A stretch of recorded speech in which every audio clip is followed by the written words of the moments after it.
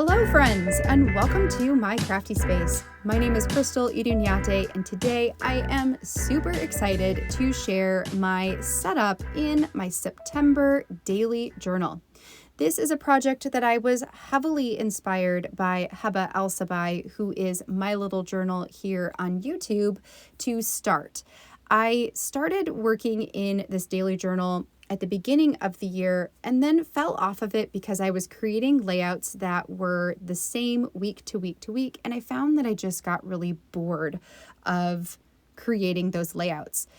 In the month of August, I decided to go ahead and completely scrap lift a month of Heba's setup just to see if I would like having more variety and if that would inspire me to journal every day in this notebook. And lo and behold, it totally did. So this month I decided to shake things up and to really do my own take on the weekly spreads. This one right here, my September intro page, is definitely going to look familiar because it's super like Heba's. I love the way that she stamps the word in the middle of the page and then uses a variety of her stamps around the outside of it, framing it all in a hand-drawn outline. I think it looks so good. So I went ahead and have the same type of layout here where I've got the word stamped in the middle. I'm using an Ali Edwards alphabet stamp for that. And then I decided to go ahead and stamp a bunch of different book-related icons and sentiments and all of that kind of stuff, because what I wanted to do for my entire month of September is to really theme the different pages off of kind of an academic sort of feel. So the title page is a bunch of books to relate to school and academia. And this next layout is where things are going to start to get a little bit different. I wanted to do a bit more doodling or sketching, drawing on my layouts this time because that's something I really love to do just in my own personal time. So I thought that it would be a fun thing to combine, to do some really heavily sketched out designed pages with some stamp sets. So I've got the best of both worlds going on. This layout here, I am going to create a spread that looks like a wire memo board with some pages clipped to it. The first week of September, there are only 4 days. So we've got Thursday, Friday, Saturday, and Sunday. So I have 4 boxes, one for each of the days. I did use a stamp set to stamp out each of the days and the date in the top portion. And that I wanted that to look almost like washi at the top of the page, or maybe like some kind of clip holding the paper onto the memo board. I've got a smaller one in the upper right-hand corner that I'm going to add my calendar and my week number to. And then on the right-hand side, I have 2 smaller rectangles where I've added stamp sets into them to make them look like a Polaroid with some kind of picture in them. For the Polaroid pictures, I used some of my older Ali Edwards stamps. One of them is the Outdoor Adventures, maybe, and the other one is something else that's kind of outdoorsy. They were from the Outdoors collection that came out a couple years ago, but I don't think that they're actually available anymore. If they are, I'll see if I can link them in the description box below. In addition to the pages that I have clipped onto the memo board, and the memo board will come to life here in just a moment. In addition to that, I also wanted to add a couple of little tiny floating shelves that would be on the memo board with some plants on them. So I hand drew a couple of different plants here. I've got a succulent, I've got a cactus, and then I have no idea what the other one is, but some kind of ferny type plant, just a doodle plant. Once I have the plants totally doodled out, all of my boxes for the days of the week, the Polaroids, and everything's ready to go, then I'm going to go ahead and add my lines to make this into a memo board. I do leave the corners not touching so I can round them, and you saw me do that there. And then I just did my best to make sure that the lines were evenly spaced so that it created this square grid-like look behind all of the pieces I have on the spread. Once I have everything sketched the way I want it to look, I'm going to go ahead and color some of this in. The washi / clip part at the top of the pages and the Polaroids, I am coloring in with this lighter tan sort of color. You will notice as I work through the various layouts this time, I'm going to be using the same color palette from week to week to help tie everything together, but the layouts are going to be totally different from week to week, and that's kind of the fun of letting your imagination run wild and just sketching out the different things that you might want to include. So I'm using various shades of green, various shades of brown or tan, and then I also have this somewhat mustardy yellow color and a muted blue as well. I'm also going to color in those Polaroids so that they look more like a photograph and less like a black and white drawing in them. And I think that gives it a really fun look. And one other thing I will mention about the coloring here is that I tried to use multiple shades for the different pieces. So for the mountains, I'm going to use a lighter brown and a darker brown. For the leaves on the plants, I used a lighter green and a darker green, and allowed that to give it some different shading so that it seems maybe a little bit more realistic than just a doodled sketch on the page.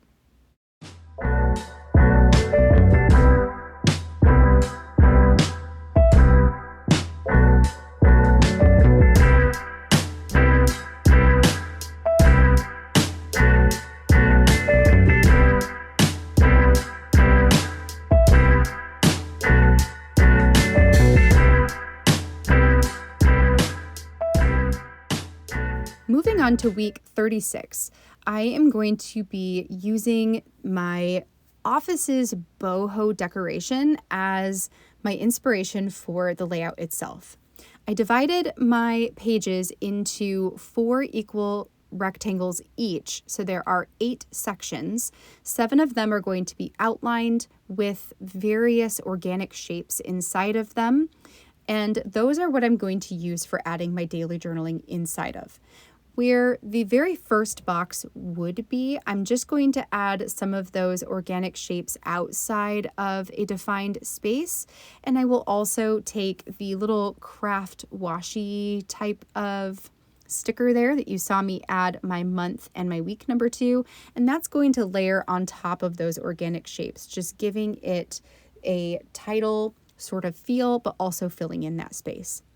For the shapes, I decided to do some that are a bit more blobby, for lack of a better term. And those I'm actually going to overlay with some hand-drawn branches that are just drawn with a black pen. Then I've also got a couple that I drew out some almost bracket type of shapes that are interacting with the edge of the box. And then the shape that I'm working on right now is going to be a really fun sun piece up in the upper right hand corner. I'm then going to bring in some additional colors. So I started with the mustardy yellow color.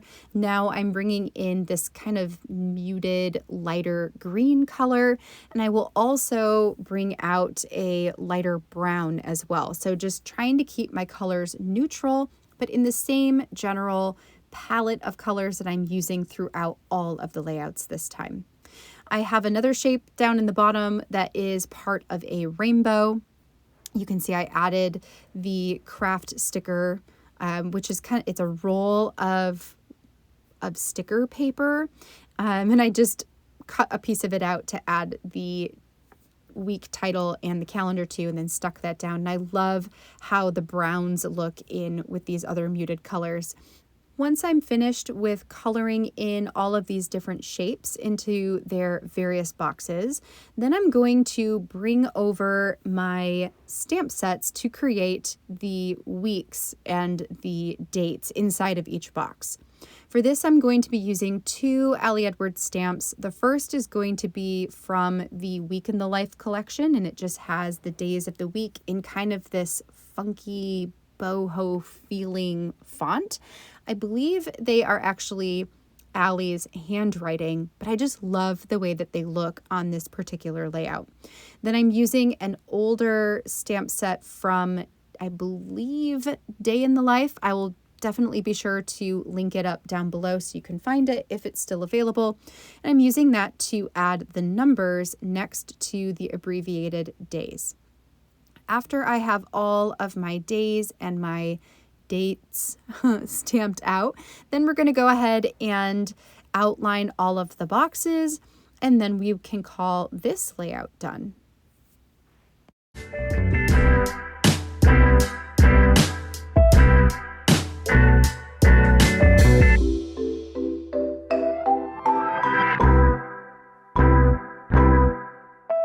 For week 37, I wanted to change things up and have my journaling go into even columns. I divided the page into 6 sections, so 6 even columns, and the last one I'm going to divide in half, so I have a section for Saturday and a section for Sunday. Then I'm going to go ahead and draw a line at the bottom where the journaling will stop, leaving a section blank underneath that so I can add in a decorative bookshelf. I love using my stamp sets to create bookshelves, and since I wanted these layouts to have a fairly academic theme, I thought that would be a really great way to add in more of those stamps and get more use out of them because, why not? So at the top, I stamped out the first letter for each day of the week for Monday through Sunday. I always document my weeks starting on a Monday. And then at the bottom of the column, I'm using a number stamp to stamp in the date. I do have some lines drawn that sort of divide the section into the columns. A little bit later, I will pull out a marker and I will actually draw the lines. So there's a more definitive space in between where the different days begin and end. And you'll see how that turns out here in a second. Now for the bottom section, I did go ahead and hand draw in a bookshelf. And next to that is where I put the calendar and the week number. For the bookshelf itself, this is generally how I go about planning out any of my stamping, is I like to take the acrylic stamps off of their set and lay them out on my page where I want them to go. This helps me to make sure that I've got things evenly distributed. It makes me feel more secure in having enough space for all of the things that I want. Generally speaking, the amount of space that the acrylic stamps take up is a little bit larger than what they will actually be when you stamp them. So I know that if I have filled up the entire bookshelf, that I will likely have a tiny bit of space remaining. Often I can compensate for that and leave a little space to the edges. This time I decided to squeeze things together to see if I could add in any additional stamps on top of the ones that I had planned. For my bookshelf, I wanted to use the plants as bookends, and then I also have some of the sentiments, like there's the outline word that says read, and I wanted that to serve as a bookend of sorts as well. I'm then using my plant stamps to bring in some of those greens and brown colors. So I'm coloring the pots of the plants in the tannish brown, that is creme brulee from Studio Calico. And then I'm using 2 different greens, again, giving a little bit more variety in the colors that I'm using, which makes things seem perhaps a little bit more realistic and definitely more interesting. And then I'm going to go ahead and finish up this layout by drawing some lines with a lighter tan marker, one of my Tombow Mono markers, in order to create the separation in between the days and give me a little bit more guidance for where to add my words when I go to put my journaling in at the end of the day. Moving on to week number 38. For this one, I divided my page into 4 equal rows, and then the 2 pages divides that in half. So I have 8 sections yet again. I added Monday, Tuesday, and Wednesday on the left-hand side, and then through Thursday through Sunday on the right hand. In the bottom section that seems a little out of place, I added a stamp that just says this week. And then in that section is where I'm going to add my calendar stamp and a little bit more decoration. Going back to that boho type of feel, I pulled out a stamp set from Studio Calico that has these really cool looking leaves. I stamped those in the creme brulee color yet again, so this lighter tan color. And then on top of the leaves, I am adding the numbers for the date. I chose to do that in a darker brown color versus a black because I felt like if I used black, it would just be a bit too much on the layout, and I wanted to tone it down a little bit and keep things still neutral and earthy for this layout.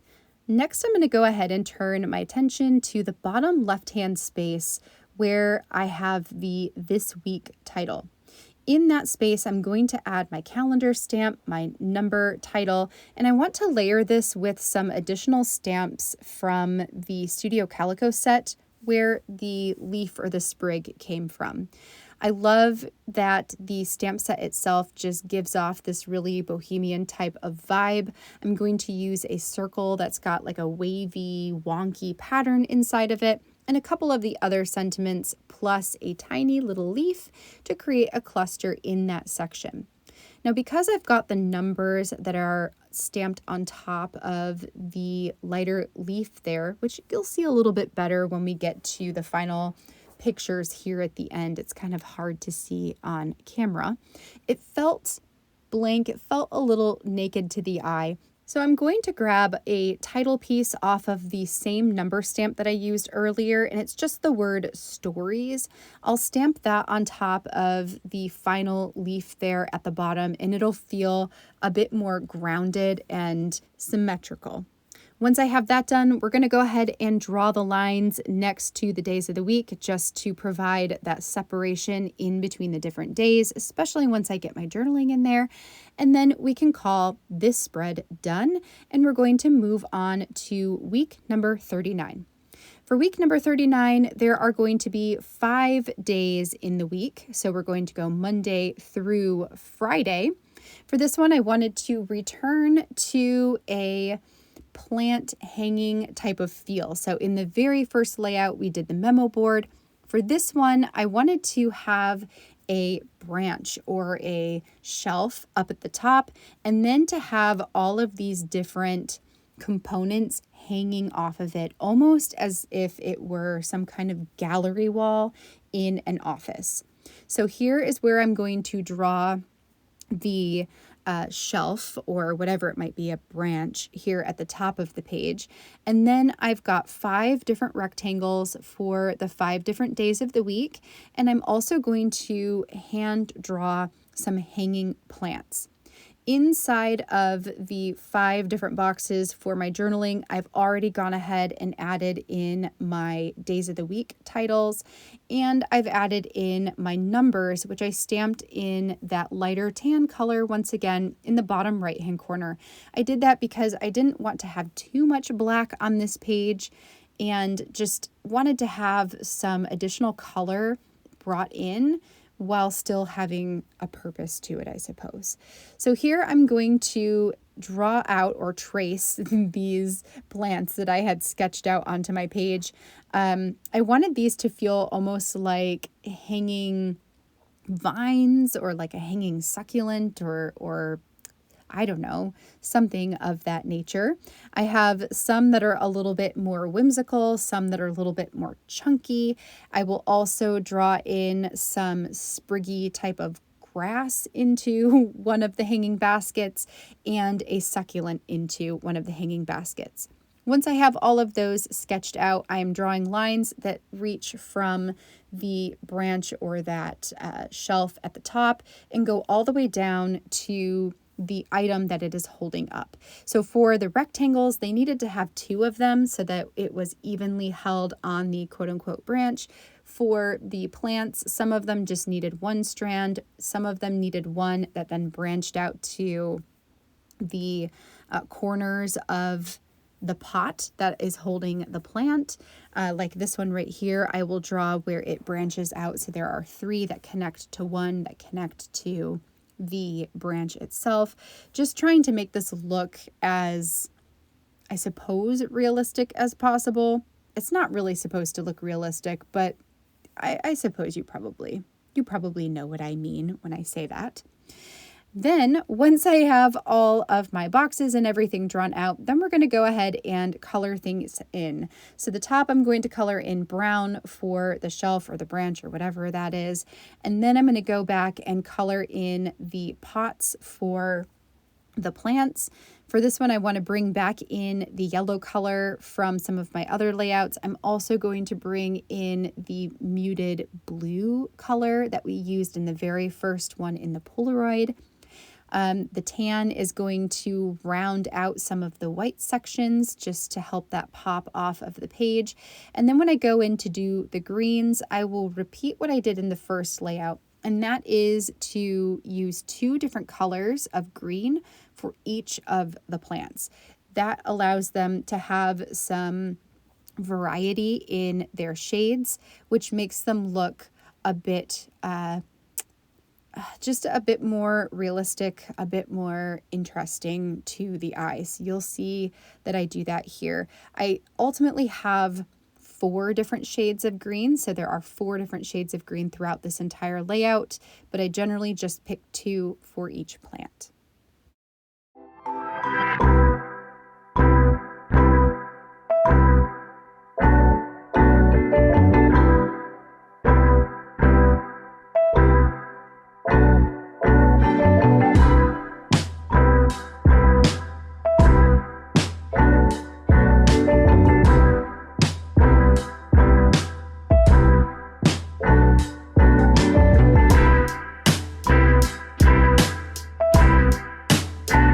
After finishing up my coloring, we'll be able to call this layout and all of my September pages done. I am so excited to fill all of these pages with my journaling, and this just has me feeling so inspired to sketch and draw even more in this notebook in the months to come.